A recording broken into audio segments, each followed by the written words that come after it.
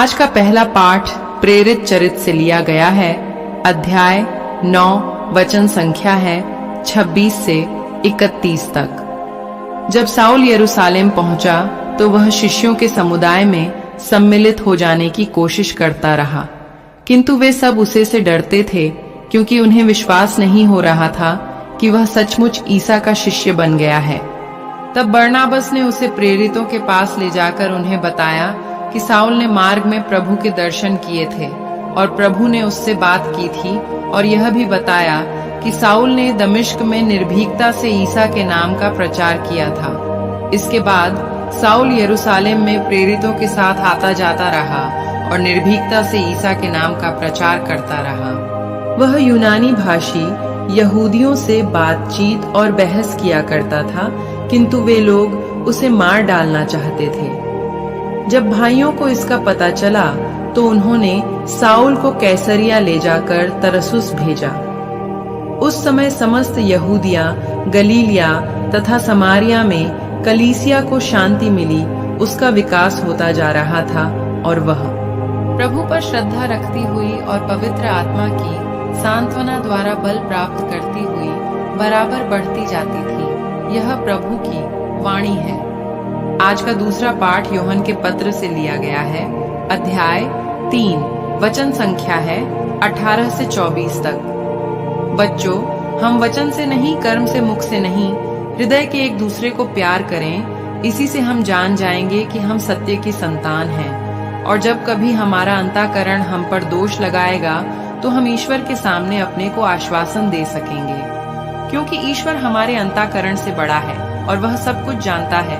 प्यारे भाइयों, यदि हमारा अंतःकरण हम पर दोष नहीं लगाता है तो हम ईश्वर पर पूरा भरोसा रख सकते हैं। हम उससे जो कुछ मांगेंगे वह हमें वही प्रदान करेगा, क्योंकि हम उसकी आज्ञाओं का पालन करते हैं, वही करते हैं जो उसे अच्छा लगता है। और उसकी आज्ञा यह है कि हम उसके पुत्र ईसा मसीह के नाम में विश्वास करें और एक दूसरे को प्यार करें, जैसा कि मसीह ने हमें आदेश दिया। जो ईश्वर की आज्ञाओं का पालन करता है वह ईश्वर में निवास करता है और ईश्वर उसमें, और हम जानते हैं कि वह हम में निवास करता है, क्योंकि उसने हमको अपना आत्मा प्रदान किया है। यह प्रभु की वाणी है। आज का सुसमाचार यूहन्ना के पत्र से लिया गया है। अध्याय 15 वचन संख्या है 1 से 8 तक। मैं सच्ची दाखलता हूं और मेरा पिता बागवान है। वह उस डाली को जो मुझ में नहीं फलती काट देता है और उस डाली को जो फलती है छांटता है, जिससे वह और भी अधिक फल उत्पन्न करे। मैंने तुम लोगों को जो शिक्षा दी है उसके कारण तुम शुद्ध हो गए हो। तुम मुझ में रहो और मैं तुम में रहूंगा। जिस तरह दाखलता में रहे बिना डाली स्वयं नहीं फल सकती, उसी तरह मुझ में रहे बिना तुम भी नहीं फल सकते। मैं दाखलता हूं और तुम डालियां हो। जो मुझ में रहता है और मैं जिसमें रहता हूं वही फलता है, क्योंकि मुझसे अलग रहकर तुम कुछ भी नहीं कर सकते। यदि कोई मुझ में नहीं रहता तो वह सूखी डाली की तरह फेंक दिया जाता है। लोग ऐसी डालियां बटोर लेते हैं और आग में झोंक कर जला देते हैं। यदि तुम मुझ में रहो और तुम में मेरी शिक्षा बनी रहती है तो चाहे जो मांगो वह तुम्हें दिया जाएगा। मेरे पिता की महिमा इससे प्रकट होगी कि तुम लोग बहुत फल उत्पन्न करो और मेरे शिष्य बने रहो। यह प्रभु का पवित्र सुसमाचार है। मनन चिंतन। आज के सुसमाचार में यीशु दाखलता और डाली की छवि का उपयोग करते हैं। यीशु यह स्पष्ट करते हैं कि उनके साथ हमारा संबंध, हमारे फलदायी बनना और हमारे भाग्य दोनों की कुंजी है। केवल यीशु ख्रीस्त के माध्यम से ही कोई व्यक्ति ईश्वर के सच्चे दाखलता के बाग में शामिल हो सकता है।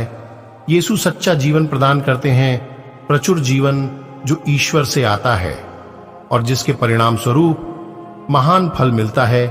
ख्रीस्तियों को ख्रीस्त के साथ संबंध के माध्यम से शक्ति और उद्देश्य मिलता है। कमजोर व्यक्ति जब ख्रीस्त संग जुड़ जाता है तो वह मजबूत हो जाता है, और मजबूत व्यक्ति जब उससे अलग हो जाता है तो कमजोर हो जाता है। अच्छा फल लाने के लिए छंटाई की आवश्यकता होती है।